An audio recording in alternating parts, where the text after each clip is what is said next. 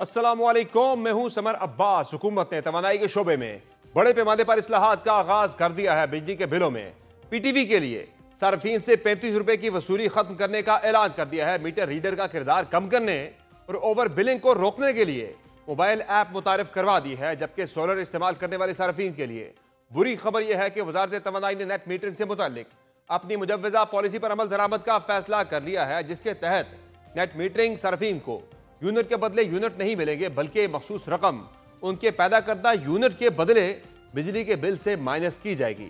حال ہی میں وزارت توانائی کی اس پالیسی پر تمام سٹیک ہولڈرز کے اعتراض کے بعد وزیر اعظم نے اس پالیسی پر عمل درآمد روک دیا تھا، تاہم اب اس پالیسی پر عمل درآمد ہونے جا رہا ہے۔ دوسری جانب وزارت توانائی بجلی ٹیرف کی ری بیسنگ بھی کرنے جا رہی ہے، جس کا فیصلہ 1 جولائی کو کر لیا جائے گا۔ ان تمام معاملات پر گفتگو کے لیے ہمیں جوائن کیا ہے وفاقی وزیر برائے توانائی اویس لغاری نے، جن سے ہم آج کی کچھ اہم سیاسی ڈیولپمنٹ پر بھی بات کریں گے، جن میں اہم ترین چودھری نثار کی طویل عرصے بعد شہباز شریف سے ملاقات بھی شامل ہے۔ بہت شکریہ اویس لغاری صاحب، آپ نے پروگرام میں جوائن کیا۔ یہ بتائے گا کہ جو ٹیرف کی ری بیسنگ ہو رہی ہے، اس سے پاکستانی صارفین کو کیا فائدہ یا نقصان ہوگا؟ قیمتیں بڑھیں گی یا کم ہوں گی؟ نیپرا نے اپنی ایک ڈٹرمنیشن دی ہے، تو پچھلے سال کے جو ری بیسنگ ٹیرف کی ہوئی تھی، اسے اس دفعہ جو ری بیس ٹیرف ہے وہ 1 روپے سے زیادہ اس کے اندر اور جی کمی آ رہی ہے، جو ری بیسنگ کے اندر جو ٹیرف ڈٹرمنیشن ہے۔ تو ہمارے پاکستان کے اندر اس وقت صبر بھائی پورے ملک میں ایک ہی ٹیرف نافذ ہوتا ہے، کچھ ڈسکوز کا زیادہ ہوتا ہے، کچھ کا کم ہوتا ہے۔ تو اس کے بجائے کہ مختلف ملک کے علاقوں میں مختلف ٹیرف ہو، تو ہم ہمیشہ سے ایک ہی ٹیرف کرتے ہیں، اور وہی پالیسی اس دفعہ بھی کنٹینیو ہو رہی ہے سر۔ صحیح ہے۔ اور جو ریسنٹلی بجلی کے بلوں میں کمی کی گئی تھی، وہ کمی برقرار رہے گی 1 جولائی آنورڈ؟ جی ہاں، وہ 1 جولائی آنورڈز تو برقرار رہے گی۔ باقی کیو ٹی اے اور ایف سی ایز کے اندر جو فرق پورے سال کے اندر 3 مہینے اور 1 مہینے کے بعد آئے گا، fuel adjustment charge, interest rate, foreign exchange, اس قسم کی جو فلکچویشنز ہوں گی وہ ہر سال آتی ہیں، وہ اس سال بھی آئیں گی، لیکن امید یہی رکھ رہے ہیں کہ انشاءاللہ جو ٹیرف ہے وہ انڈر کنٹرول رہے گا۔ صحیح ہے۔ اچھا، اس کے علاوہ بڑا اچھا فیصلہ ہوا ہے، جو پی ٹی وی کی 35 روپے جو فیس تھی وہ بل سے جو ہے وہ ختم کر دی گئی ہے۔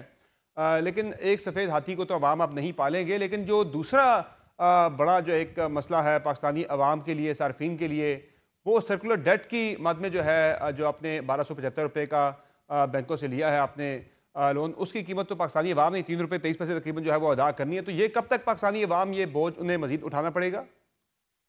سمر بھائی، آپ کو یاد ہوگا کہ یہ عوام ڈیٹ سروس سرچارج کی مد میں تقریباً 3 روپے 23 پیسے فی یونٹ بہت عرصے سے پے کر رہے ہیں، اور بدقسمتی سے ہائی انٹرسٹ ریٹس اور اچھی ٹرمز اینڈ کنڈیشنز نہ ہونے کی وجہ سے یہ جو پیمنٹ تھی، جو تقریباً 300 کچھ ارب روپے سالانہ عوام پے کرتی تھی، یہ ساری جاری تھی سود کے مد میں اور اس کی فائنینشیل کاسٹ کی مد میں، اور اس کا جو اصل ہے وہ کم نہیں ہو رہا تھا۔ اب الحمدللہ جو ہم نے جو پوری ایک ڈیل کی ہے تمام بینکس کے ساتھ، اس کے اندر ہم نے اب اس قسم کی نیگوسیشنز بینکس کے ساتھ کی ہیں اور اس کے اخراجات کم کیے ہیں کہ اگلے 6 سال میں ہمارے پورے سیکولر ڈیٹ کا جو حجم ہے، جو تقریباً 2300 ارب روپے تھا، اس میں سے 1287 ارب روپے جو ہیں وہ اس حجم میں سے وہ ہمیشہ کے لیے اگلے 6 سالوں میں ان کا سود اور ان کا جو اصل ہے وہ مکمل طور پہ ختم ہو جائے گا۔ تو یہ ہمیشہ کے لیے 1287 ارب روپے کا بوجھ ہم ختم کرنے جا رہے ہیں سیکولر ڈیٹ مینجمنٹ کے اس اپنے اقدامات جو پرائم منسٹر صاحب کی لیڈرشپ میں ہم نے اٹھائے ہیں۔ اس کے علاوہ جو باقی جو ہمارا سیکولر ڈیٹ کا حصہ رہ جائے گا، اس میں 200 کچھ ارب روپے ہیں جو نان انٹرسٹ بیرنگ، یعنی صرف اصل رہتا ہے، اس کے اوپر مزید اضافہ نہیں ہوتا۔ وہ جو حکومت کے جو ادارے ہیں جن کو سیکولر ڈیٹ کے اندر ہم وہ کرتے ہیں، وہ رہ جائے گا 350 یا 360 ارب روپے مزید رہ جائے گا، اور جو باقی 1200 ارب روپے کا اور اس رقم کا فرق ہے وہ انشاءاللہ ہم لوگ لیٹ انٹرسٹ پیمنٹس جو ہم نے انہی اداروں کو کرنی تھی جن کا کلیئر کرنے جا رہے ہیں، صحیح. ان سے لیٹ پیمنٹ کے جو چارجز ہیں اس کے ویور کے سلسلے میں لیں گے انشاءاللہ۔ تو کب تک پھر آپ کے سامنے ہدف کیا ہے؟ کب تک یہ سرکولر ڈیٹ کی جو ایک بلا ہے اس سے چھٹکارا حاصل کر لیا جائے گا؟ یہ اگلے 6 سالوں کا بہت ایک ویل جی thought out and well constructed اور صحیح آرکیٹیکچر کے بیس کے اوپر پروگرام ہے، اور ہم انشاءاللہ ان 6 سالوں میں اس اپنے ہدف کو ہر سال اس کے اندر کی کمی لا کے اور ہم پے آف کر لیں گے انشاءاللہ ہمیشہ کے لیے۔ اچھا یہ بتائیں کہ یہ جو آج آپ نے ایپ بھی ایک ایپ بھی آپ نے متعارف کروائی ہے، یقینی طور پر ظاہر ہے اب جدت آ رہی ہے، ہر بندہ اسمارٹ فون یوز کرتا ہے تو ایپ ہر بندے کو جو ہے استعمال کرنی چاہیے اپنی، اس کا کتنا بل جو ہے اس کا بنا، اس کی ریڈنگ کیا آئی، ضروری بات ہے، اچھی بات ہے کہ آپ نے میٹر ریڈر کو نکال دیا سسٹم میں سے، لیکن جو کمپنیز کی طرف سے ہی یہ کی جاتی تھی اوور بلنگ وغیرہ تو وہ اب وہ بھی نہیں ہوگی؟ جی سمر بھائی، اب ہوگا یہ کہ ہم نے جو میٹر ریڈر کے اختیارات ہیں وہ ہم نے اپنے صارف کو دے دیے ہیں۔ اگر صارف اس ایپ کا صحیح استعمال کر کے پورے مہینے میں اپنے دیے ہوئے ایک مختص دن، یعنی ہر میٹر کے مالک کا ایک دن ہوگا، ان 24 گھنٹوں میں کسی بھی وقت وہ اس ایپ کے ذریعے اپنی میٹر کی تصویر کھینچ کے جب اس کو اپلوڈ کرے گا، اور ہم نے میٹر ریڈر کا ان پیرالل ابھی نظام رکھا ہے، ہوں. وہ اس لیے رکھا ہے جب تک صارف اس سے یوز ٹو نہیں ہوتے، تو ان دونوں میں سے جس کی میٹر کی ریڈنگ کم ہوگی وہ اس کا بل جنریٹ ہوگا۔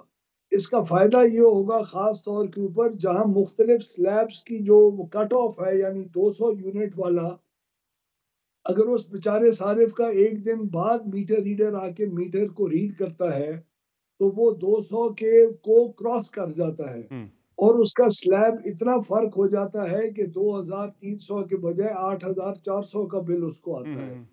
تو ہم نے یہ بھی آپشن دیا ہے کہ اگر رات کے 12 بجے آپ کا وقت دن شروع ہوتا ہے، اگر آپ 12 بج کے 1 منٹ پہ کریں گے تو آپ کے اس دن کے استعمال کیے ہوئے یونٹ بھی آپ کے بل میں نہیں آئیں گے، اور آپ صحیح. اپنے آپ کو اپنے ہی سلیب کے اندر برقرار رکھنے کی کیپیسٹی رکھیں گے۔ صحیح تو ہے. یہ بہت بڑی ایک ٹرانسپیرنسی ہے، اور یہ پرائم منسٹر صاحب کی بڑی خواہش تھی اور خواب تھا کہ میرے جو کنزیومرز ہیں اس کو میٹر ریڈر کی اوور بلنگ اور بےایمانی سے بچاؤ۔ تو الحمدللہ یہ ایپ کے استعمال سے ہمارے صارفین مکمل طور کے اوپر اپنا تحفظ کر سکیں گے۔ اوورآل جو بجلی چوری کا مسئلہ ہے وہ بہت بڑا مسئلہ ہے تھیفٹ کا، اس کے لیے پھر کیا کر رہے ہیں؟ ظاہر ہے جو ریکوری ہے وہ نہیں ہوتی آپ کی بہت ساری ڈسکوز میں سے، تو اس کا پھر کیا کوئی حل نکال رہے ہیں؟ سمر بھائی، جو اس سال ہم نے نقصانات کرنے تھے اور بجٹ کیا ہوا تھا تقریباً 586 ارب روپے کا ڈسکوز کے اندر، الحمدللہ 30 مئی تک ہم نے اس نقصان کے اندر 127 ارب روپے کی ایک ہی سال میں کمی کی ہے۔ صحیح ہے. اور یہ اس کے باوجود ہے کہ ہم نے پچھلے سال کی اوور بلنگ کیے ہوئے اماؤنٹس میں سے 110 ارب روپے ہم نے صارفین کو واپس کیے۔ تو نہ اس سال اوور بلنگ الحمدللہ ہوئی، نہ پچھلے سال کی اوور بلنگ کا بوجھ ہم نے ان کے اوپر رکھا، بلکہ ان کو پے آف کیا، اور پھر بھی 127 ارب روپے ایک سال کے اندر بچائے۔ صحیح ہے. ہمارے جو ٹارگیٹس ہیں وہ یہ ہیں کہ اس باقی رہنے والا 400 کچھ ارب روپے کا جو نقصانات ہیں ان کو بتدریج تقریباً 100 ارب روپے سالانہ سے کم کر کے اگلے 3 4 سال کے اندر ہم ان کو ڈسکوز کو اپنے پیروں کے اوپر کھڑا کریں، اور یہ سال اس کے اندر ایک اہم پیش رفت کا سال تھا۔ الحمدللہ ہم نے ثابت کیا ہے، اور یہ بورڈ کو تو پھر یہ چینج کرنے نجکاری سے بھی ہوا شروع ہے۔ ہو جائے گی اسی سال سے ہی ڈسکوز کی؟ جی، نجکاری کے لیے 3 کمپنیاں مکمل طور کے اوپر تیار ہیں، پرائیویٹائزیشن کمیشن کو دی جا چکی ہیں، اور اگر انہوں نے اپنا کام صحیح طریقے سے کیا تو انشاءاللہ اس سال کے آخر تک ان کمپنیز کی نجکاری ہو جائے گی۔ صحیح ہے. اچھا دوسرا یہ بتائیں کہ سولر کے والے سے فی الحال تو فیصلہ یہی ہوا ہے کہ جو پرانی پالیسی تھی وہی جاری رہے گی نیٹ میٹرنگ کے والے سے، یہ مستقل بنیادوں پر ہی کنٹینیو کرے گی یا کچھ آپ نے ٹائم رکھا ہے کہ سال 2 سال کے لیے یہ پالیسی رہے گی اس کے بعد پھر تبدیلی لائی جائے گی جو پہلے سے مجوزہ تھی؟ اس چیز کا فیصلہ نہیں ہوا کہ یہی پالیسی رہے گی۔ ای سی سی نے بڑی کلیئرلی اس پالیسی کو تبدیل کرنے کا اپروول دی تھی. جب کابینہ میں گئی تو وزیر اعظم صاحب نے اور کابینہ نے یہ ہمیں ہدایت دی کہ اس کے اندر کنسلٹیشن کا پروسیس انڈسٹری اور تمام یوزرز کے ساتھ کرو. ہم، وہ ہم نے آج سے کچھ 2 ڈھائی ہفتے پہلے میں نے خود بیٹھ کے تمام صوبے سولر ایسوسی ایشن آف پاکستان اور مختلف جو اسٹیک ہولڈرز تھے ان کے ساتھ ہم نے کنسلٹیشن کی اور اس چیز کے اندر تمام لوگوں نے اس بات کو مانا کہ یہ پالیسی جس شکل میں ہے یہ اس شکل میں نہیں رہ سکتی. پہلے تو 10 روپے تک کا تقریباً پلان تھا کہ وہ انہیں ملے گا ریٹ آف ریٹرن، تو اب کیا آپ تجویز کر رہے ہیں اس میں؟ ابھی اس کے اندر کچھ چینجز آئی ہیں، جب کابینہ اپروو کر لے گی تبھی میں آپ کے سامنے پیش کر سکوں گا. ہم نے گریڈ کے کنزیومرز کے بل کو اگلے 7 سال کے اندر 4,000 ارب روپے کا اضافی بوجھ کیوں پاس کراؤں سر؟ ہم، تو یہ پالیسی تو آنا اس ملک کے لیے، ہمارے کنزیومرز کے لیے اور نیٹ میٹرنگ کے صارفین تمام کے لیے بہتری ہے اس میں. تو پھر بہتر تو اس میں سب سے آئیڈیل سینیریو تو یہ ہے کہ جو مہنگے آئی پی پیز ہیں جن سے بہت مہنگی بجلی خریدی جا رہی ہے، ظاہر ہے کیپیسٹی پیمنٹ کی وجہ سے آپ یہ سارا کچھ کر رہے ہیں، تو پھر ان کے ساتھ نیگوشیٹ کریں مزید، جو 2015 والے تھے، باقی جو تھے جو زیادہ بوجھ ڈال رہے ہیں ہمارے خزانے کے اوپر، جو ان کے صارفین کے اوپر. ساتھ نیگوسیشنز ہو کے ہم نے پہلے ان کے ساتھ کی. ہم نے 3,400 ارب روپے کی اس کے اندر کمی لے کے آئے ان کے ساتھ نیگوسیشنز کر کے. پھر اس کے بعد ہم نے جو مزید حکومت عیاشی کرنے لگی تھی اور مزید 17,000 میگا واٹ اور خریدنے والی تھی، ہم، اس میں سے بھی 10,500 میگا واٹ کو ہم نے کان سے پکڑ کے باہر پھینکا. اس کے بعد یہ اس قسم کے سٹیپس بھی ہمیں ہولسٹکلی ہر جگہ جہاں سے قیمتوں میں اضافہ ہو رہا ہے اس کو ہینڈل کرنا ضروری ہے. بظاہر تو ورنہ سر یہی آپ نظر آ اگر رہا ہے وہ کہ چیزیں کر حکومت دیں جو گے ہے تو ظاہر ہے. آج سے 6 7 سال کے بعد ان نیٹ میٹرنگ یوزرز کو پورا پاکستان جس طرح آئی پی پی اس کو قصوروار ٹھہرا رہا ہے ان کو نہ ٹھہرانا شروع ہو جائے. تو ہم ابھی سے اس کے اندر ایک ہیلدی طریقے سے ان کا 3 3.5 سال کا پے بیک پیریڈ رکھ کے ان کی انویسٹمنٹ کا جو بہت زبردست پروفٹ لیکن ہوتا ہے ظاہر ہے، اس کو مینٹین کروا کے کریں گے. اور اس پالیسی کے اندر بھی جو ہے وہ پرانے جو آلریڈی ایگزسٹنگ جو نیٹ میٹرنگ کے صارفین ہیں انہیں پروٹیکٹ کیا جائے گا؟ انہوں نے تو اپنا جو ریٹرنز تھے وہ تو کافی حد تک جی کما لیے ہیں. ہم، تو جو نئے والے ہیں اور پرانے والے ہیں ان کو دیکھیں کابینہ کیا فیصلہ کرتی ہے. ابھی ہم لے کے جائیں گے ان کے پاس، اس کے بعد ہی پتہ چلے گا. تو یعنی پرانے نئے دونوں کے لیے یکساں پالیسی ہوگی، الگ نہیں ہوگی اب کی بار؟ ہو سکتی ہے، فرق ہو سکتی ہے، جس طرح کابینہ کا فیصلہ ہوگا ہم تمام آپشنز لے کے جائیں گے سر. صحیح ہے. اچھا سر، یہ بتائیں کہ ظاہر ہے آپ مسلم لیگ نون پنجاب کے سیکرٹری جنرل بھی ہیں، کچھ آپ سے سیاسی سوال بھی ایک دو ہم چاہیں گے کہ آپ کی موجودگی کا فائدہ اٹھایا جائے. آج چودھری نثار صاحب سے ملاقات ہوئی ہے پرائم منسٹر صاحب کی، کیا انہیں دوبارہ سے لے کے آ رہے ہیں پارٹی کے اندر؟ ٹیلی ویژن سے ہی معلوم ہوا ہے، پتہ نہیں انہوں نے پرسنل کیپیسٹی میں ملے ہیں یا ایک پولیٹیکل ملاقات تھی. جب خبریں آئیں گی تو میں پھر ہی اس کے اوپر کامنٹ کر سکوں گا سر. اور دوسرا یہ بتائیں کہ پھر سے پرائم منسٹر صاحب کے حوالے سے یہی رپورٹس کل سے آئیں کہ انہوں نے تحریک انصاف کو مذاکرات کی دعوت دی ہے. کیا گورنمنٹ جو ہے اب کوشش کرے گی کہ تحریک انصاف کے ساتھ بات چیت کر کے مذاکرات کے ذریعے معاملات کو، سیاسی معاملات کو، مسائل کو حل کیا جائے، یا پھر اب مزید سختی بڑھے گی؟ جس طرح ہم نے دیکھا کل پنجاب کے اندر پی ایس کی جو ہے وہ رکنیت سسپینڈ کر دی گئی. جو ظاہر ہے تحریک انصاف پہلے جو ہے وہ کہتی ہے ہمارے پاس سپیس بڑی شرنک ہو رہی ہے، مزید جو ہے ان پہ سختی بڑھے گی یا اب معاملات کو جو ہے وہ بات چیت کی طرف لے کے جایا جائے گا؟ صبر بھائی میں آپ کو یاد کرواؤں جب پرویز الہی ہوا کرتا تھا اسپیکر پنجاب اسمبلی کا عمران خان کے دور میں، جی ہاں. اس نے تو بغیر وجوہات کے، میں بھی ان میں سے ایک ممبر تھا، ایم پی اے تھا، جس کے اوپر قلعہ گجر سنگھ کے اندر 35 ایم پی اے کے اوپر پرچے بغیر وجہ کے ہوئے تھے. ہوں. احمد صاحب ہیں اسپیکر ملک احمد صاحب. پنجاب اسمبلی، انہوں نے تو اپوزیشن کو بہت اپنے ساتھ لے کے چلے ہیں. ہمیں تو اپوزیشن کے ایم پی ایز ہمارے کئی جاننے والے ہیں، وہ کہا کرتے تھے کہ ان کے اسپیکر کے آفس تک ڈائریکٹ ایکسس ہے، ان کا جو بھی ہے ایشوز اس کو ریزالو کرتے ہیں. اس جیسے شخص کی طرف سے یہ رولنگ آنا اس چیز کا نتیجہ تھا کہ انہوں نے ہال کے اندر باقاعدہ کھڑے ہو کے اسپیکر وہ جو مائکس ہیں ان کو توڑ کے اور ڈیسک کے اوپر کھڑے ہو کے انہوں نے اس ہال کی بے حرمتی کی تھی. تو اس لیے انہوں نے یہ قدم اٹھایا، یہ ان کی سپیس کو ریڈیوس کرنا نہیں ہے. اور صحیح ہے. دوسرا جو وزیر اعظم صاحب نے پی ٹی آئی کے ساتھ بات کرنے کی بات آج کل ہو رہی ہے، یہ تو آپ کو یاد ہوگا جب وہ اپوزیشن کے لیڈر بنے تھے شہباز شریف صاحب اس وقت، پھر جب وزیر اعظم پی ڈی ایم میں بنے اس وقت، پھر اس دفعہ جب وزیر اعظم بنے اسی دور میں 2 دفعہ انہوں نے اکنامک ریکنسیلیشن اور ملک کو آگے مل بیٹھ کے بطور اپوزیشن لیڈر اور بطور پرائم منسٹر دونوں میں ان کا سٹانس ایک ہی رہ چکا ہے، اور یہ ہمیشہ سٹانس ان کا تھا۔ اور اس سے بہتر کیا بات ہوگی صحیح کہ ہے. اگر پاکستان کی اکانومی اور پاکستان کی بہتری کے لیے مل جل کے سب آگے اگر جی چلیں تو اس میں تو بہت خوشائند بات ہے۔ فائنلی سر، آپ کا چونکہ اپنا تعلق جنوبی پنجاب سے ہے، کچھ رپورٹس آ رہی ہیں، اطلاعات آ رہی ہیں کہ تحریک انصاف سے وابستہ جو ایم این ایز ہیں وہ اپنا کوئی ایک گروپ بنا رہے ہیں وہاں پہ، کوئی انڈیپینڈنٹ گروپ بنا رہے ہیں وہاں پہ، ہے ایسی کوئی چیز آپ کے نالج میں؟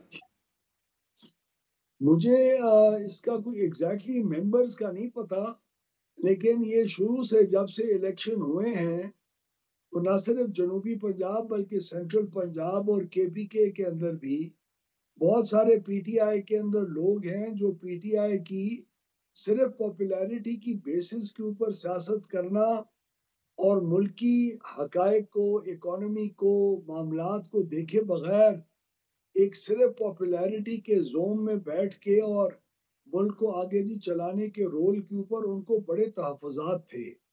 اب اگر یہ کوئی سپیس آئی ہے، اس کے اندر کوئی ان کی انڈیپینڈنٹ سٹیٹس کہتے ہیں کوئی دوبارہ بحال ہوا ہے، تو میرے خیال میں اگر کراس فلورنگ کا معاملہ نہ ہو، اس میں ہو سکتا ہے یہ بات ممکن ہو سکتی ہے کہ اگر ان کا کوئی ضمیر جاگ جائے اور پاکستان کا پہلے سوچ لیں اور کسی طریقے سے مفاہمت کی وہ آفر جو پی ٹی آئی کو سب سے پہلے پرائم منسٹر نے رکھی تھی صحیح. اور آج بھی رکھی ہوئی ہے، اس کے اوور اینڈ اباب اگر وہ لوگ اپنے ڈسپلن کو مینٹین کرتے ہوئے کوئی رول پلے کریں تو یہ تو بہت اچھی بات تو ہوگی۔ کیا نمبر کیا ہے ان ارکان کا جن کا آپ کہہ رہے ہیں کہ وہ انٹرسٹڈ ہے تحریک انصاف سے راہ جدا کرنے کے لیے، آئی ایم کتنے یہ؟ ناٹ ٹو شور سر، آئی ایم ناٹ ٹو شور، لیکن ایسے جو ان تمام ممبرز کی باتیں سنتے رہے ہیں پچھلا 1 ڈیڑھ سال، تو محسوس تو یہی ہو رہا ہے کہ ابھی جو کے پی کے میں حالات ہیں ان کی آپس میں فیکشنز بن چکے ہیں، ان کے جو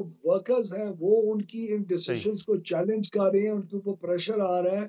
اس وقت تو P T I coffee confusion کا شکار لگتی ہے۔ ٹھیک ہے، بہت شکریہ اویس لغاری صاحب، آپ نے پروگرام میں جوائن کیا. ناظرین، آپ نے گفتگو تھینک یو ملاحظہ سر۔ کی وزیر برائے توانائی اویس لغاری صاحب کی.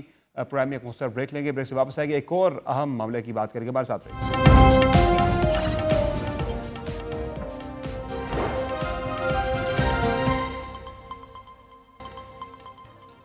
ویلکم بیک ناظرین. مخصوص نشستوں کے فیصلے کے بعد پاکستان تحریک انصاف کے لیے بہت سے چیلنجز جو ہیں وہ سامنے کھڑے ہیں. ایک طرف تو پارلیمان کے اندر پاکستان تحریک انصاف مزید سکڑ گئی ہے، اور دوسرا اب تحریک انصاف کو الیکشن کمیشن اگر انڈیپینڈنٹ ڈکلیئر کر دیتا ہے تحریک انصاف کے ارکان قومی اور صوبائی اسمبلی کو، تو اس سے فارورڈ بلاک بننے کا، مزید تحریک انصاف میں ٹوٹ پھوٹ کا خطرہ بڑھ جائے گا. پہلے ہی تحریک انصاف کے اندر کافی زیادہ لڑائی جھگڑے چل رہے ہیں.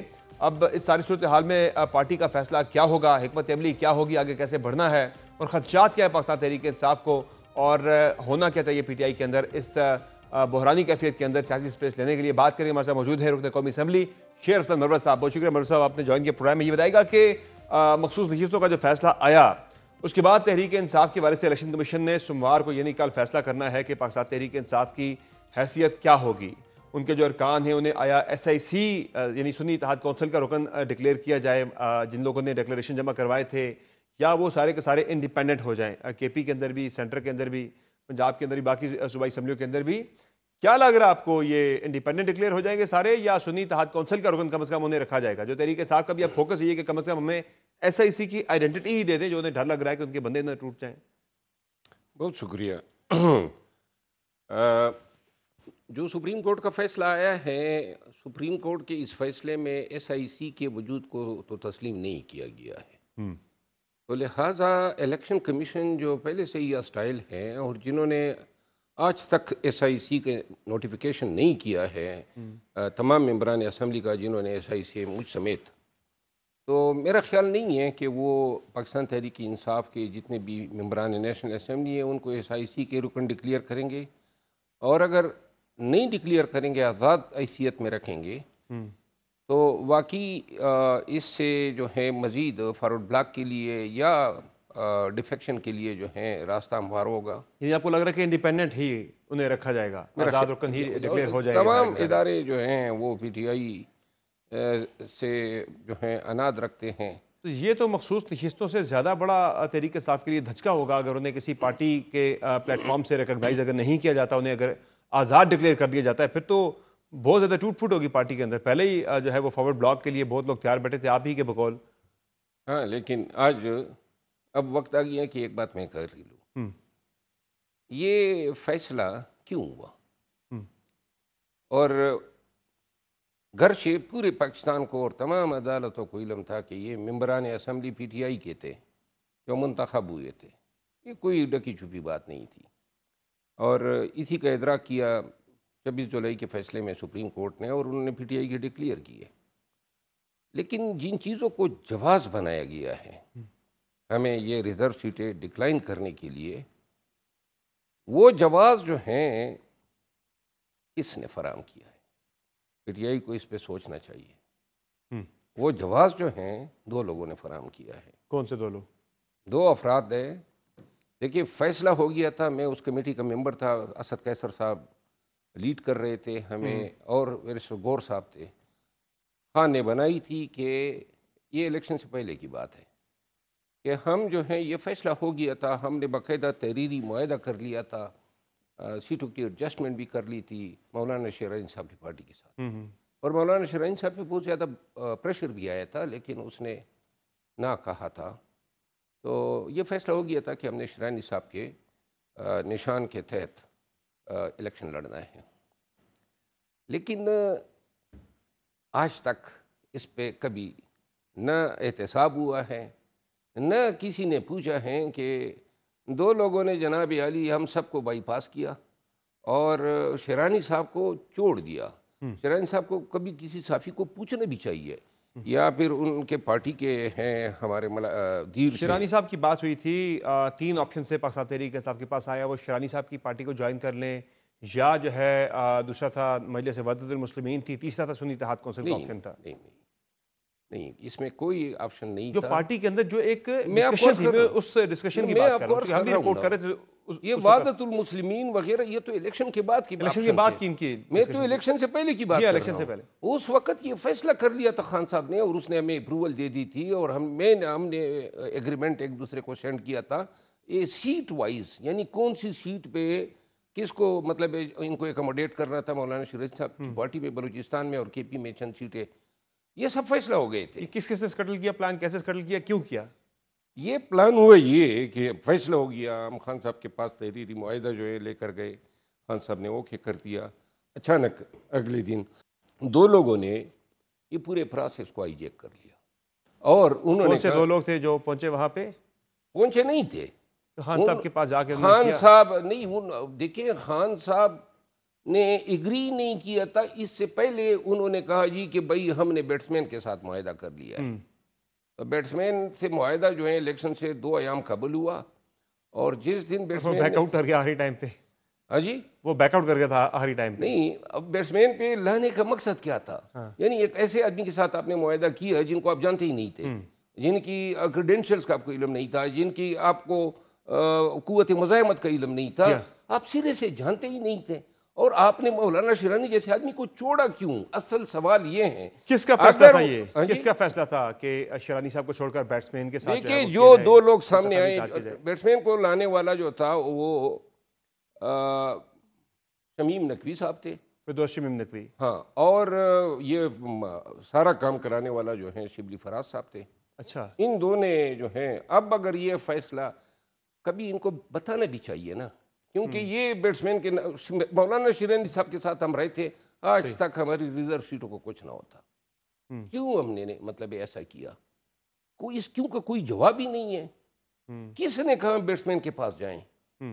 اور بعض ایسے فیصلے ہوئے ہیں, مثال کے طور پہ انٹرا پارٹی الیکشن, جس کے نتیجے میں ہم سے بیٹ کا نشان گیا. اب وہ بیٹ کے لیے قاضی فائدی تھا, جیسے بدنیت نے تو جواز ڈھونڈنا ہی ڈھونڈنا تھا, لیکن ہم نے بھی تو ان حالات میں کوئی جواز تو نہیں دینا تھا. صحیح ہے. 8 لاکھ رجسٹرڈ ووٹوں میں جب 800 لوگوں سے آپ کی کابینہ بنے گی, 800 ووٹوں سے, ایسا ہی ہے, تو پھر تو جواز تو آپ خود بنا کے دے رہے ہیں. اس وقت بھی میں نے کہا تھا خان صاحب کو، میں نے کہا ہمیں انٹرا پارٹی الیکشن جو ہیں وہ صحیح ہے. بہرحال یہ چند ایسی باتیں ہیں کہ چلے دیکھیں پاکستان تحریک انصاف کے جو تمام میٹیریل فیصلے ہیں صحیح وہ تمام فیصلے وہی کروائے گئے جنہوں نے اخیر میں جا کے منجی ٹھوک دی پارٹی کی. صحیح ہے. اور یہ بالکل وہ سوچ تھی اس دور میں، یہ سوچ تھی کہ جی نشان تو آپ بھی انہیں ہم مارجن دیں گے کہ ان کی جو ہے وہ ارادہ غلط نہیں تھا، بدنیتی نہیں تھی، بلکہ ان کی غلط پولیٹیکل ریڈنگ کی وجہ سے یہ نقصان ہوا، یا آپ کہہ رہے ہیں کہ جان بوجھ کے کیا گیا؟ یار میں یہ سمجھتا ہوں کہ یہ پارٹی کے ساتھ جو ہیں انتہائی زیادتی کی ہے ان دو افراد نے. یہ بالکل کوئی جواز نہیں تھا. آخر کیوں؟ اس کیوں کا کوئی جواب ہی نہیں ہے. چلے وہ تو اب ہو گیا. اب آگے کے حوالے سے بتائیں کہ ظاہر ہے اگر آپ کہہ رہے ہیں کہ سارے ہی پاکستان تحریک کے ساتھ کے ارکان اگر انڈیپینڈنٹ ڈکلیئر ہو جاتے ہیں، جس طرح سے کے پی میں آپ کی حکومت ہے 93 آپ کے وہاں پہ ارکان ہے پاکستان تحریک انصاف کے، وہ بھی اگر ہو جاتے ہیں انڈیپینڈنٹ یعنی آزاد ڈکلیئر کر دیے جاتے ہیں، تو پھر تو گنڈا پور صاحب کی حکومت خطرے میں پڑ جائے گی. 52 پہ آلریڈی جو ہے پوزیشن پہنچ چکی ہے، وہ پہنچ جائے گی. اور کتنا رجسٹ کریں گے آپ کے اسپیکر کے پی اسمبلی ان کا حلف نہ لینے سے، جو کہ ریزرو سیٹ پہ آئیں گے باقی پارٹیوں کی طرف سے. تو 52 پہ پہنچ جاتے ہیں، 73 پہ حکومت تبدیل ہوتی ہے، تو 21 کا فرق رہ گیا. 21 کا فارورڈ بلاک بنانا کون سا مشکل ہے؟ میرا خیال ہے نشان لے لیا، حکومت لے لی، مینڈیٹ لے لیا، یہ سارے پھر ضمنی میں سارے سیٹیں لے لی، مارا پیٹا. اس کے بعد ہم اتنا کھو چکے ہیں کہ کے پی کی حکومت کھونا یا نہ کھونا کوئی معنی ہی نہیں رکھتا ہے.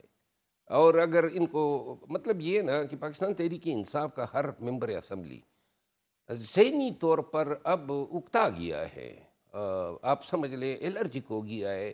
اس ایوان میں بیٹھنے سے کیا فائدہ ہے؟ کوئی مطلب ہے اس میں جمہوریت کی خدمت ہم کر رہے ہیں، پاکستانیوں کی خدمت کر رہے ہیں. ہم نے ملک کو انگریز کے دور میں پہنچا دیا ہے جہاں نہ بنیادی تو کسی سٹیج کے اوپر تحریک انصاف آنے والے دنوں میں یا مہینوں میں اسمبلی چھوڑنے کا فیصلہ بھی کر سکتی ہے؟ اس طرف کوئی ہے کوئی consideration؟ کوئی راستہ نہیں چھوڑ رہے ہیں نا، عدالتی راستہ نہیں ہے، عوامی راستہ نہیں ہے، احتجاج کا راستہ نہیں ہے. تو لہٰذا اب جب آپ اتنا دیوار سے لگا لیں گے اور آپ چاہتے ہیں بغیر پی ٹی آئی کے، یعنی کہ بغیر پاکستان کے عوام کے آپ اس نظام کو چلانا چاہتے ہیں، تو دیکھیے اس کی قیمت تو ادا تو کی ہے نا. جتنی نفرت پہ لیے اور جتنے پاکستانی مایوس ہوئے ہیں، اور آج بھی جو گھٹن کا سما ہے، اس کی وجہ یہ ہے کہ آپ عوامی نمائندوں کو ان کا مقام نہیں دے رہے ہیں. حکومت تو دعویٰ کر رہی ہے کہ معاملات ٹھیک ہو رہے ہیں، معاشی جو ہے صورتحال ٹھیک ہو رہی ہے، پاکستان کی معیشت جو ہے وہ اسٹیبل ہو رہی ہے، استحکام آ رہا ہے پاکستانی معیشت کے اندر. آپ کہہ رہے ہیں کہ حالات خراب ہو رہے ہیں، تباہی ہو رہی ہے. کہاں ہو رہا ہے؟ وہ تو کہہ رہے ہیں سب کچھ ٹھیک ہو رہا ہے. تباہی تو یہ ہو گئی کہ آپ نے پاکستانیوں سے آ کے ووٹ چھین لیا. بلکہ اب تو انگریز کے دور میں ووٹ کا حق نہیں تھا پاکستانیوں کو، بنیادی حقوق نہیں تھے، ریٹ کی جورسڈکشن نہیں تھی. 76 سال بعد ہم پیچھے چلے گئے. آج آپ صرف اور صرف معاشی بہتری کی بات کر رہے ہیں جو حقیقتاً مجھے نظر نہیں آ رہی ہے، کیونکہ قرض واپس کرنے کا آپ نے کوئی روڈ میپ ہی نہیں دیا ہے. انویسٹمنٹ کے لیے کوئی آپ نے بجٹ میں ظاہر کام ہو رہا ہے اس کے لیے. ایس آئی ایف سی ہے، باقی جگہوں سے جو ہے وہ انویسٹمنٹ لانے کی کوششیں ہو رہی ہیں. وہ تو یہ دعویٰ حکومت کا تو ہے کہ میں تو گورنمنٹ کی بات کر رہا ہوں، وہ کہہ رہے ہیں کہ معاشی استحکام آ چکا ہے، فیصلہ ہوا ہے، کہہ رہے اب ہم نے ٹیک آف کرنا ہے. وہ تو کہہ رہے ہم تو بڑے بہتر ہو گئے.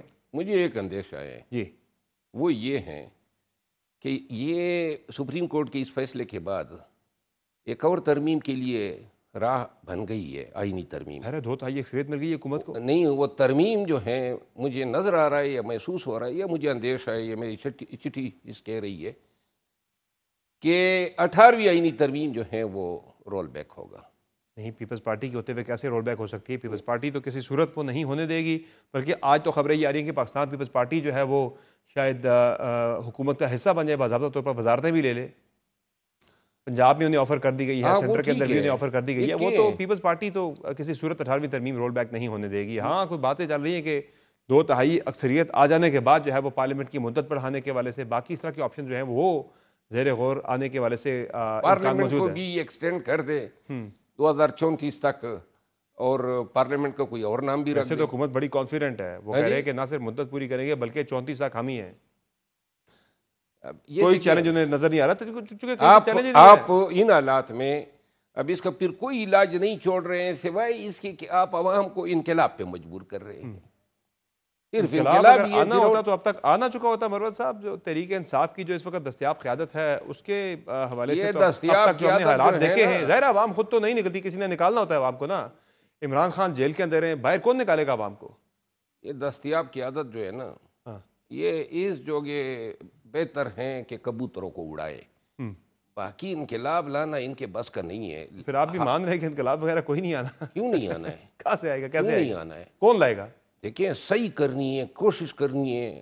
یہ کون حالات کرے گا کوشش؟ یہ زیادتیاں کون کرے گا کوشش؟ اگر پاکستان تحریک انصاف کی قیادت مجھے مل جاتی، صرف احتجاج کی حد تک، پاکستانیوں کو اٹھانا، پاکستانیوں کو نکالنا، تمام پاکستانیوں کو، نہ کہ صرف پی ٹی آئی کو. یہ جو ہو رہا ہے ملک کے ساتھ اور پاکستان کے ساتھ، انہوں نے تو 11 اپریل سے مجھے سائیڈ لائن کرایا ہوا ہے. مقصد ہی یہی تھا کہ خان جو ہیں اور پاکستان میں جمہوریت کی جو بھی کوئی کوشش ہو اس کو ناکام کیا جا سکے. کیوں نہیں 9 مئی کے بعد 8 فروری تک ہم نے کن حالات میں لوگوں کو نکالا؟ جتنے بڑے جلسے 9 مئی کے بعد ہم نے کیے خیبر پختونخوا میں، وہ تو ہے، اتنے بڑے جلسے عام عمومی حالات آج کی بات کر رہا ہوں 2025 میں جب آپ بیٹھے ہیں تو اب تو حکومت کی گرفت ڈے بائی ڈے مضبوط ہوتی جا رہی ہے. وہ تو کہہ رہے تحریک انصاف سے خطرہ ہی کوئی نہیں ہے حکومت کو. آج میرا خیال نہیں ہے کہ 14 لوگوں کو مارنے سے جو ہیں پاکستانی دبک جاتے ہیں، یا پھر اتنا خوف نہیں. آج اگر ہم بات کریں، آج اب ایز وی اسپیک کوئی تھریٹ ہے گورنمنٹ کو پاکستان تحریک انصاف کی طرف سے؟ پاکستان تحریک انصاف کی طرف سے تو نہیں ہے، لیکن عوام پاکستان کی طرف سے تو تھریٹ ہے. عوام کو کون نکالے گا؟ تحریک انصاف نے نکالنا ہے نا. کوئی نکالنے والا ہی نہیں تو عوام خود تو نہیں آئیں گے باہر نا. عوام تو ابھی سمڑیال میں الیکشن ہوا، وہاں ووٹ ڈالنے تک نہیں آئے. وہ تحریک کے لیے ڈنڈے کھانے کے لیے نکلا تو بڑی دور کی بات ہے. تو ڈنڈے کھانے کے لیے نہ نکلنا ان کی بزدلی نے تو جو ہے پی ٹی آئی کا بیڑا غرق کیا ہے. ایک تحریک کی بات ہو رہی تھی ریسنٹلی، پاکستان تحریک انصاف کو تحریک چلائے گی. وہ تحریک کا مسئلہ بھی فی الحال لگتا ہے وہ آگے چلا گیا ہے. کون کر رہا ہے تحریک انصاف میں یہ فیصلے سارے؟ کون چلا رہا ہے معاملات اس وقت؟ علیمہ خان صاحبہ کا نام چل رہا ہے کہ وہ سارے فیصلے کر رہی پارٹی کے اندر. نہیں، وہ تو اپنے تئیں تو کوشش کرتی ہیں، لیکن پاکستان تحریک انصاف میں میٹیریل فیصلے جو ہیں وہ ہوتے ہیں جو صرف اسٹیبلشمنٹ کو سوٹ کرتے ہیں. اور کون کرتا ہے یہ فیصلے؟ ان کے لوگ، وہ پارٹی کے اندر کون کرتا ہے یہ فیصلے؟ دیکھیے، یہ فیصلے خان سے کروائے جاتے ہیں، ان کے سامنے پورٹرے کیا جاتا ہے. میں نے ایک مثال دی نا، پوری پاکستان تحریک انصاف مل کے اس کا جواب نہیں دے سکتی کہ شیرانی صاحب کو چھوڑ کے ہم بیٹسمین کے پاس کیوں گئے. آج پارٹی کو اس نیج پہ کس نے پہنچایا؟ بلے کا نشان جو تھا اس کے لیے ہم نے پیش بندیاں کیوں نہیں کی؟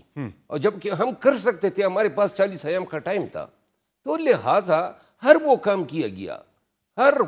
کیا گیا جس سے پارٹی کو ٹکانے لگایا جا سکے.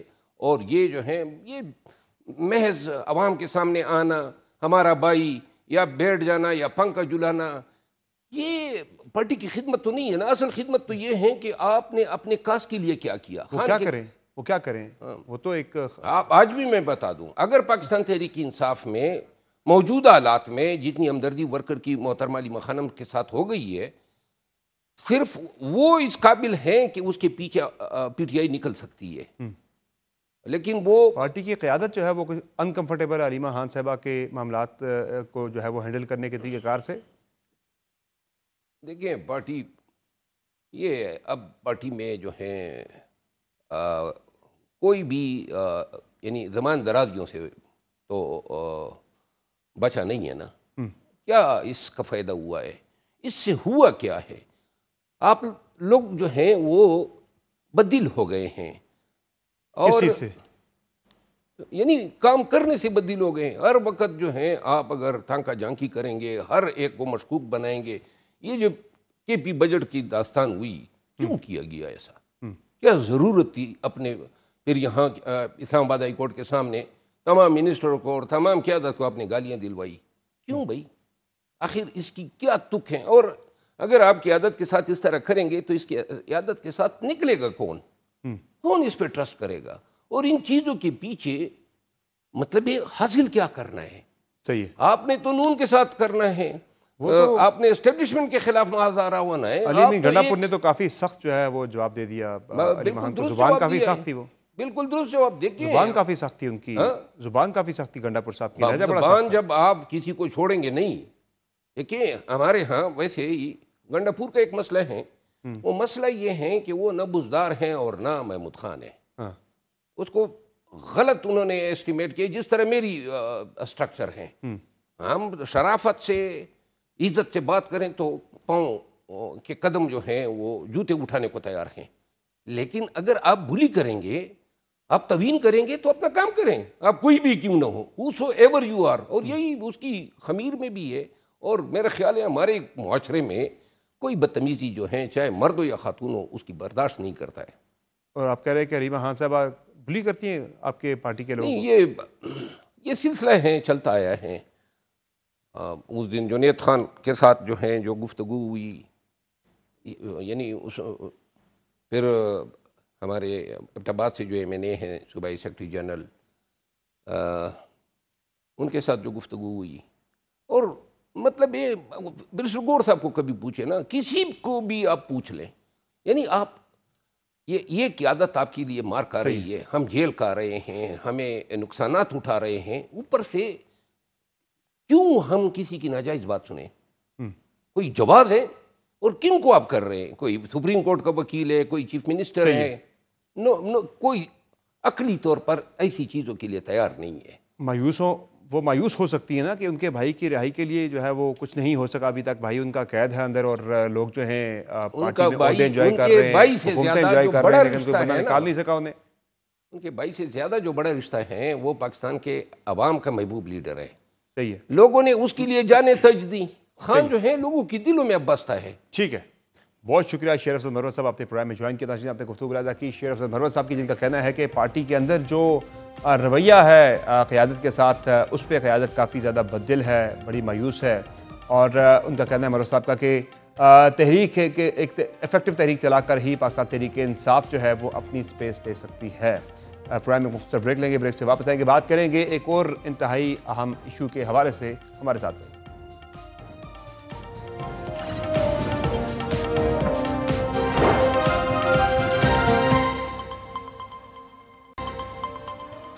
Welcome back. حالیہ دنوں میں ملک کی اعلیٰ عدلیہ میں تنازعات ختم ہونے کا نام ہی نہیں لے رہے. پہلے مختلف فیصلوں پر ججوں کے درمیان تکرار سامنے آیا کرتی تھی, تاہم اب ججوں کا تقرر و تبادلہ بھی ایک بڑے آئینی اور ادارہ جاتی بحران کی صورت اختیار کر گیا ہے.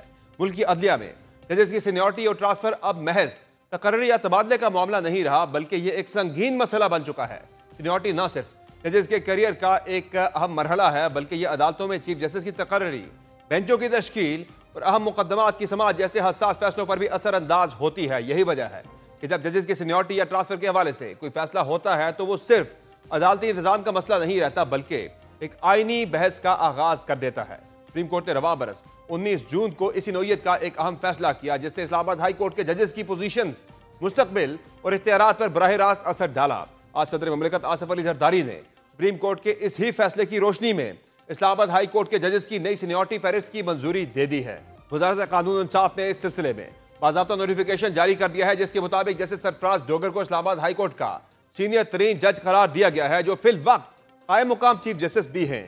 ان کے بعد جسٹس محسن اختر کیانی دوسرے اور جسٹس میاں گل حسن اورنگزیب تیسرے نمبر پر ہوں گے. جسٹس طارق محمود جہانگیری سینیورٹی میں چوتھے نمبر پر, جبکہ جسٹس بابر ستار پانچویں, جسٹس سردار اعجاز اسحاق چھٹے, جسٹس ارباب طاہر ساتویں, جسٹس سمن رفت آٹھویں, جسٹس خادم سومرو نویں, جسٹس اعظم خان 10ویں, جسٹس محمد آصف 11ویں اور جسٹس انعام امیس منہاس سینیورٹی میں سب سے آخری یعنی 12ویں نمبر پر ہوں گے. نوٹیفیکیشن کے مطابق جسٹس سرفراز ڈوگر, جسٹس محمد آصف اور جسٹس خادم سومرو کو مستقل بنیادوں پر اسلام آباد ہائی کورٹ میں تعینات کر دیا گیا ہے. یہ تینوں ججز دیگر ہائی کورٹ سے ٹرانسفر ہو کر آئے تھے, جس پر پہلے ہی سے اعتراضات سامنے آ چکے تھے.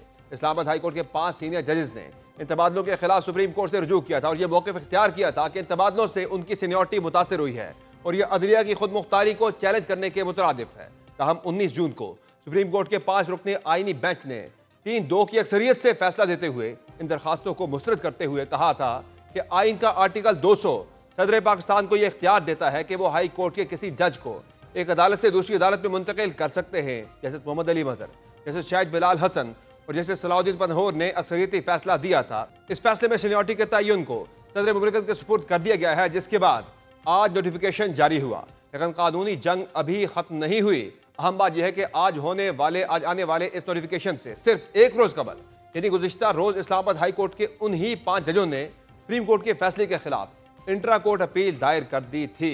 سینئر وکیل منیر ملک کی جانب سے داخل کی گئی اس اپیل میں استدعا کی گئی ہے کہ سپریم کورٹ کا 19 جون کا فیصلہ العزم قرار دیا جائے اور فیصلے کے حتمی نتائج تک اس پر عمل درآمد روکا جائے۔ اس اپیل کی سماعت ابھی باقی ہے اور آئندہ فیصلے کے عدالتی اور آئینی حلقوں پر گہرے اثرات مرتب ہو سکتے ہیں۔ تاہم آج صدر مملکت کی جانب سے ججوں کی سینیورٹی مقرر کرنے کے حتمی فیصلے کے بعد معاملات کس طرف جائیں گے اور اعلیٰ عدلیہ جاری ان تنازعات کا کیا ڈراپ سین ہوگا، اور سب سے اہم بات ہے کہ جوڈیشل کمیشن کے اگلے اجلاس میں کیا سینیورٹی کے بعد ججز کو جو فیصلہ ہونا ہے مستقل چیف جسٹس کا وہ فیصلے ہو جائیں گے۔ مزید بات کریں گے، ہمیں جوائن کیا ہے سینئر کورٹ رپورٹر حسنات ملک تھے۔ سر بہت شکریہ آپ نے جوائن کیا پروگرام میں۔ یہ بتائے گا کہ بڑی اہم ڈیولپمنٹس ہیں، یہ آج سینیورٹی جاری ہو گئی ہے، پہلے فیصلہ ہے 19 کو اور یکم کو جو ہے ہونے جا رہا ہے جوڈیشل کمیشن کا اجلاس بھی، تو لگ تو یہی رہا بظاہر کہ سرفراز ڈوگر صاحب اسلام آباد ہائی کورٹ کے چیف جسٹس بن جائیں گے، باقی بھی جو سینیورٹی کے اعتبار سے جو ہے وہ ججز بن جائیں گے ہائی کورٹ کے چیف جسٹس۔ جی بالکل، کیونکہ ہم دیکھ رہے ہیں کہ 26ویں ترمیم کے بعد اگر کسی نے اعلیٰ عدلیہ میں جج لگنا ہے، کسی نے ہائی کورٹ سے سپریم کورٹ ایلیویٹ ہونا ہے، کسی نے چیف جسٹس ہائی کورٹ کا بننا ہے، یہ سب کچھ جو ہے وہ ایگزیکٹو کے ہاتھ میں ہے۔ ایگزیکٹو سے زیادہ ہے وہ ظاہر ہے صرف ایگزیکٹو تو نہیں کرتی، متعلقہ ہائی کورٹ کے چیف جسٹس بھی تو اس میں انوالو ہوتے ہیں۔ بالکل، وہ اس میں کوئی شک نہیں ہے، میں وہی کہہ رہا ہوں مکمل طور پر تو نہیں کہا جا سکتا کہ ایگزیکٹو کے ہاتھ میں آ گیا۔ دیکھیں وہ بالکل اس میں کوئی شک نہیں ہے کہ ایگزیکٹو کے ہاتھ میں نہیں ہے، اور جو ہے وہ اگر یہ ججز جو ہیں یہ اپنی پوزیشن لیں تو کچھ بھی یعنی نہیں پاسبل نہیں ہے۔ لیکن ہم دیکھ رہے ہیں کہ جو 5-6 ججز پاکستان میں جو میٹر کرتے ہیں، 2-3 آئینی بینچ کی کمیٹی کے جج، ایک چیف جسٹس آف پاکستان، 2 اسلام آباد ہائی کورٹ اور لاہور ہائی کورٹ کی چیف جسٹس، یہ 5-6 اس وقت ڈرائیونگ سیٹ پہ ہیں۔ یہ اگر حکومت کے ساتھ ہیں تو پوری جوڈیشری کو رد و بدل ہو سکتی ہے، ایگزیکٹو کر رہی ہے، اور اسی وجہ سے ان میں سے کوئی بھی ایسا نہیں ہے جو حکومت کو کسی معاملے میں کویسچن کر رہا ہو۔ اب یحییٰ فریدی صاحب نے خود کہا کہ جی سرفراز ڈوگر یا جو جج ٹرانسفر ہو کے آئے ہیں، میں ٹرانسفر تو سمجھتا ہوں ٹھیک ہوئی، لیکن ان کی جو سینیرٹی ہے یہ باٹم لائن پہ یہ جائیں گے، یہ جو ججز پہلے آلریڈی موجود ہیں ان سے جونیئر ہوں گے۔ یہ چیف جسٹس آف پاکستان کی اوپینین ہے اور آن ریکارڈ ہے، لیکن کیا وجہ ہے کہ ان کی اوپینین کو ان کے اپنے فیلو جج ہی نہیں مانتے، اور وہ جو سپریم کورٹ نے فیصلہ کیا 3-2 سے، بجائے اس کے کہ معاملہ کہا جاتا کہ صدر جو ہے وہ جوڈیشری سے مشاورت کر کے ڈٹرمن کرے سینیرٹی، آپ نے یعنی 3 ججز نے ایگزیکٹو کے ہاتھ میں دے دیا ہے کہ وہ سینیرٹی ڈٹرمن کریں۔ اب دوسرا معاملہ ہو گیا ہے کہ پرمننٹ ہو گئے ہیں چیف جو جج آئے ہیں وہ یہاں یعنی جس طرح ہو گیا کہ وہ یہاں آ کے وہ پرمننٹ ہو گئے ہیں۔ یہ بڑا انٹرسٹنگ ہے، اس میں مختلف جو ہائی کورٹ 5 ہائی کورٹ ہیں وہاں ہر جج سمجھے گا کہ جی میں اگر ٹرانسفر یہاں 35ویں نمبر پہ لاہور ہائی کورٹ میں ہوں اور اسلام آباد میں اگر مجھے 10ویں نمبر پہ جانا ہے یا 8ویں نمبر پہ، تو وہ حکومت کی خوشنودی حاصل کرے، پھر وہ یہاں آئے 2 جج چیف جسٹس صاحبان کر دیں، تو پھر اس کے بعد جو ہے وہ چیف جسٹس سپریم کورٹ کا بھی امیدوار ہے۔ اب یہ بھی دیکھیں کہ سرفراز ڈوگر جو ہیں یہ اگر لاہور ہائی کورٹ میں ہوتے تو بظاہر لگ رہا ہے کہ 3 سال بھی یہ سپریم کورٹ کی جج کے لیے امیدوار نہ ہوتے۔ اب یہ ہے کہ وہ جب بھی اپوائنٹمنٹ ہوگی اور اسلام آباد ہائی کورٹ ایلیویشن ہوگی تو وہاں اسلام آباد میں وہ نمبر 1 پہ ان کی کنسیڈریشن ہوگی، چیف جسٹس کے لیے کنسیڈریشن۔ جی یہ وہ چیزیں ہیں، آپ کی بات ٹھیک ہے کہ ایگزیکٹو کچھ بھی نہیں کر سکتی اگر 4-5 ججز جو ہیں وہ سارا کچھ کنٹرول۔ یہ بتائیں حسنات صاحب کہ جو پٹیشن اب دوبارہ سے کی ہے، انٹرا کورٹ اپیل کی ہے اسلام آباد ہائی کورٹ کے ججز نے، کتنا امکان ہے اس پروسیس کو وہ مزید روک سکے؟ ظاہر ہے اب تو 1 جولائی کو فیصلہ ہونا ہے، جوڈیشل کمیشن کا اجلاس ہونا ہے، اس میں مستقل چیف جسٹسز کی جو ہے وہ اس میں منظوری ہو جائے گی۔ دیکھیں جی وہ تو اب جو آئینی بینچ کی کمیٹی ہے اس میں 3 جج ہیں، ایک تو اب گرمیوں کی چھٹیاں شروع ہو گئی ہیں ججز کی، کچھ ججز جو ہیں وہ اپنے مختلف رجسٹریز میں بیٹھ رہے ہیں، تو میرا نہیں خیال کہ وہ اتنی جلدی کیس ٹیک اپ ہو۔ اب کل کا دن ہے، پرسوں تو کیس یعنی جوڈیشل کمیشن کا اجلاس ہے، اور میرا نہیں خیال کہ یحییٰ فریدی صاحب اپنی خواہش، اگر ان کی خواہش بھی ہے تو وہ اپنی خواہش کو پایہ تکمیل تک پہنچائیں۔ اور بھی کئی ججز ہیں جو چاہتے ہیں کہ سینیرٹی جو ہے وہ یہ ان کی جونیئر بنتے ہیں جوڈیشری کے اندر ڈویژن، لیکن اس وقت نظام ایسا ہے کہ میرا خیال ہے کہ اب یہ گرمیوں کی چھٹیاں آ رہی ہیں اور انٹر کورٹ اپیل کہیں کہ ستمبر میں لگے گی، بڑے مشکل ہے۔ ہاں یہ ہے کہ یحییٰ فریدی صاحب یا جمال مندوخیل یا کچھ ججز وہ اگر ایفرٹ کریں تو کیس لگ سکتا ہے، لیکن بڑا مشکل ہے کہ کل لگے، اگلے اور जुडिशल इस कमीशन के रिफ्ट इजलास के मंगल होते को हुए है। तो इस रिफ्ट के होते हुए इस्लामाबाद हाई कोर्ट के अंदर जो है उसकी फंक्शनिंग जो है वो इफेक्ट नहीं होगी, या फिर अब चीफ जस्टिस के साथ सीनियर प्यून जज जो है वो भी अब उन्होंने रूल चेंज कर दिया था उसका, मोहसिन अख्तर कियानी साहब तो ज़ाहिर है वो नहीं देखिए आ अब तो सकेंगे, सब कुछ हो गया ना, अब तो ये वो है कि इतना ज़्यादा मसला नहीं होगा कोई इससे, मसला इससे उनके लिए यानी कि तकसीम के बावजूद देखें, इतना वो इफेक्ट नहीं होगा। कोई मसला नहीं है उनके लिए। वो ऑलरेडी 5 महीने जो जिस तरीके से इस्लामाबाद हाई कोर्ट को चलाया गया, हुकूमत को तो मेरा नहीं ख्याल कि एक मामले में भी किसी चीज़ पे क्वेश्चन किया हो। सबसे बड़ा मामला है जिसकी वजह से जुडिशरी पे ये सारा कुछ हो रहा है वो है पीटीआई के मामला। पीटीआई का जो 190 मिलियन पाउंड का केस का है, वो जो ज़मानत के लिए इमरान खान और बुशरा बीबी की दरख्वास्तें, वो तो कहीं अभी आगे बढ़ा ही नहीं है मामला, और जन हो रही हैं। तो मेरा ख्याल है कि अब तो हुकूमत के पास ये भी है कि अगर कोई जजेस ऐसे हैं जो समझते हैं कि जो कोई क्वेश्चन कर रहे हैं तो उन्हें आईनी बेंच से ही निकाल दें। अभी तो इस्लामाबाद हाई कोर्ट में आईनी बेंच नहीं और बना। उस पर कसूर किसी हद तक पीटीआई का भी है, वो जब ट्रकों पे जजों की तस्वीरें लेकर जाएगी तो फिर वो मुतनाज़ा तो होंगे। देखिए अब जजेस अगर ये देखेंगे कि जी जब वो मंसूर अली शाह साहब के ऊपर हाथ रख देगी मंसूर अली शाह का रास्ता, तो फिर रुकेगा। देखिए बात ये है कि मंसूर अली शाह ने तो नैब लॉ अमेंडमेंट में इमरान खान की पिटीशन डिसमिस की। यहाँ प्रॉब्लम ये है कि मामला चलते रहते हैं, कभी जज लेकिन जजेस को इस ट्रैप में नहीं आना चाहिए कि वो गुस्से में जो है वो ऑफेंड होके जो है वो एक जमात को टारगेट करें, जिस तरह पनामा में कुछ जजेस ने टारगेट किया नून लीग को, और अब जिस तरह कोई ऑफेंड होके उसूली तौर पर तो बिल्कुल आपकी बात दुरुस्त है कि ऐसा नहीं होना चाहिए। बहुत शुक्रिया अस्ताद वली साहब, आपने ज्वाइन किया प्रोग्राम में। आज की शो में इतना ही, इजाज़त दीजिए, अल्लाह हाफ़िज़।